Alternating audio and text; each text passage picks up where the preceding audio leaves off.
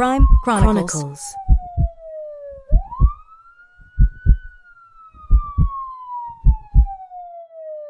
I remember the day my daughter was born like it was yesterday. The joy in that moment was indescribable. I cradled her in my arms and my heart felt whole. My partner and I built a life together, filled with laughter and dreams. We were a family, and nothing could tear us apart. But as days turned into nights, the cries of my baby began to echo in my mind. I struggled to calm her, and doubt crept in. Nights blurred into days. I felt like a ghost, haunting the shadows of my once happy life. The world around me faded. I felt so alone, even when I was with my child. I finally sought help. The therapist said I might have postpartum depression. I was too ashamed to admit it. Our once happy home became a battlefield.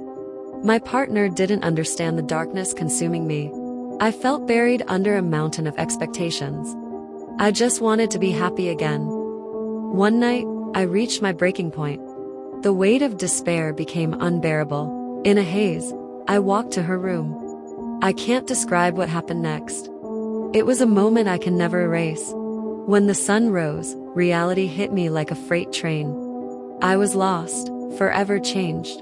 I remember the sirens blaring. The police took me away, and I felt the weight of my actions crushing me. They asked me why. I wanted to scream that I didn't know. The news spread like wildfire. I became the mother everyone loved to hate. Prison was a cold reminder of what I had lost. I was surrounded by strangers, but I felt utterly alone. Every day was a reminder of my crime. I couldn't escape the pain. I often daydreamed of happier times, her laughter, echoing in my mind, the warmth of the sun. I was consumed by regret. If only I could turn back time. In therapy, I began to confront my demons. It was terrifying but necessary. I accepted my guilt. But accepting the consequences was harder than I imagined. My partner came to see me. The love we once shared felt so distant. The trial began. I sat in silence, the weight of judgment heavy on my shoulders.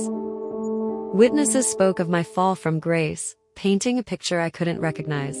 The prosecutor argued that I was a danger to society, that I should never see the light of day again. My defense attorney tried to explain my mental state, but would they understand? The judge's anger was palpable when the prosecution insisted on throwing away the key. I felt my heart race. As they made their closing arguments, I felt the walls closing in on me. This was my life at stake. I imagined them debating my fate. Were they discussing my pain or my crime? When the jury returned, I held my breath.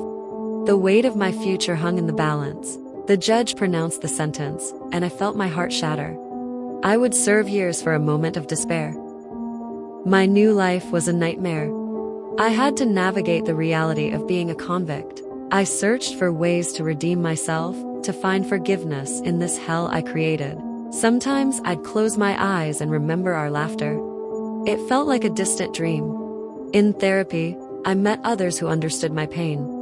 Sharing my story was both healing and terrifying. I wrote letters filled with love and regret, hoping they would understand my sorrow. I found strength in the small things: jogging, reading, and reclaiming parts of myself I thought were lost. Their visits reminded me of the love we once shared, and the love I longed to protect. I knew my journey wouldn't end here. I had to fight for my future and for forgiveness. As Amelia's tale comes to an end, it serves as a poignant reminder of the struggles many face in silence. Though her path is fraught with pain, her desire for redemption shines through, leaving a glimmer of hope for the future. Thanks so much for watching and being part of our journey into these intriguing cases. If you enjoyed this, don't forget to hit that subscribe button so you won't miss out on our next case.